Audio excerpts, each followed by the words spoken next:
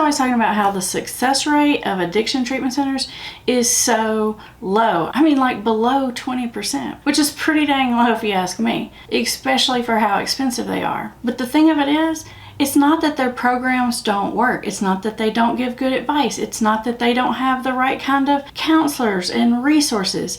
The reason why these addiction treatment centers have such low success rates, and by success I mean like long-term recovery, the reason why the success rates are so low is because most addiction treatment centers don't spend time on the one most important factor for long-term recovery. And that factor is motivation. Treatment centers don't do a great job of addressing someone's motivation to get sober, stay sober, maintain recovery. Because there's an assumption that if you're in addiction treatment that you're motivated to be there and that you want to get better. And when you work in an addiction treatment center, there's also this attitude of, well, there's nothing you can do to help someone until they want it anyway. So if it's not working for them, they must not really want it, and they can come back when they're really ready to get sober. Now, there's a reason why people who work in addiction treatment centers believe that, and I want to get to that in just a second.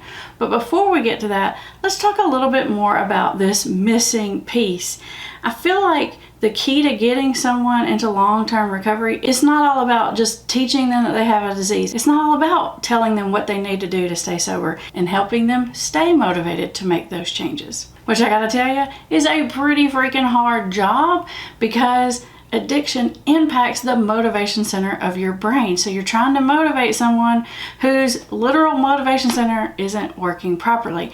And that's why so many people give up. And that's why you hear so often from family members, treatment centers, counselors, people in recovery, they're always saying they gotta want it. There's nothing you can do until they want it. And they say that because that's what their experience has told them, is that, yeah, I'm trying to tell this person what to do, I'm trying to get them help, I'm trying to get them access to resources, and it's just not working. So the natural conclusion would be to come to the fact that, well, I guess they just don't want it. And I gotta admit, there's a little truth in that. But the question is does that mean that there's nothing that can be done? Does that mean that it's not part of the treatment process to get someone motivated? Because that is the missing piece.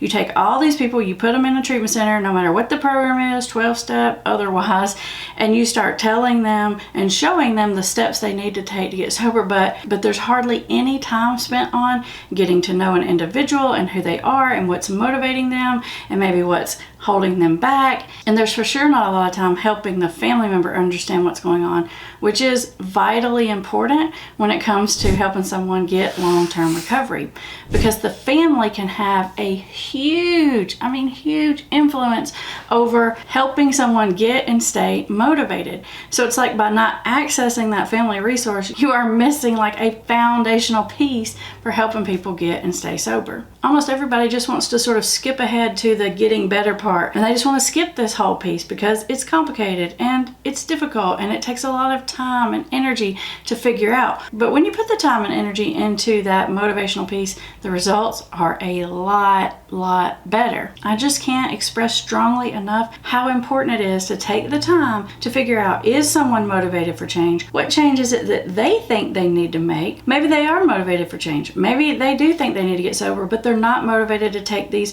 other steps that are necessary in the process. And when we don't figure all those little pieces out, the plan just doesn't come together. Feeling like hopeless and disenchanted with the whole process, especially if you've already spent a lot of time and money on these treatment programs and treatment centers. So families, please hear me when I say this.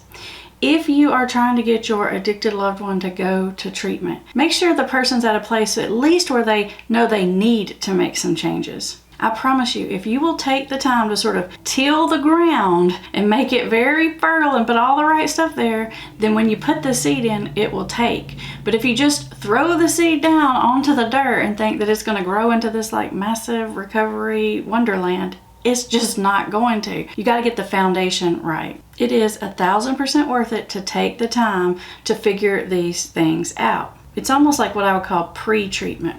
Now, if you have a loved one and you are trying to figure out, are they ready for change? What motivates them for change? What are their strengths? There is a process and system for doing that, and I will put a link in the description below in case you want to learn more about that process.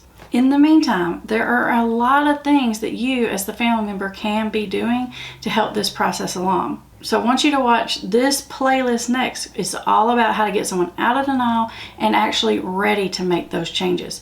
This is going to teach you how to put those foundational pieces in place. And if you want me to take a look at your loved one and figure out where they're at in their stages of change, how motivated they are, what their strengths are, what needs they have, what their roadblocks are, then check out that link in the description. It'll tell you all about that process.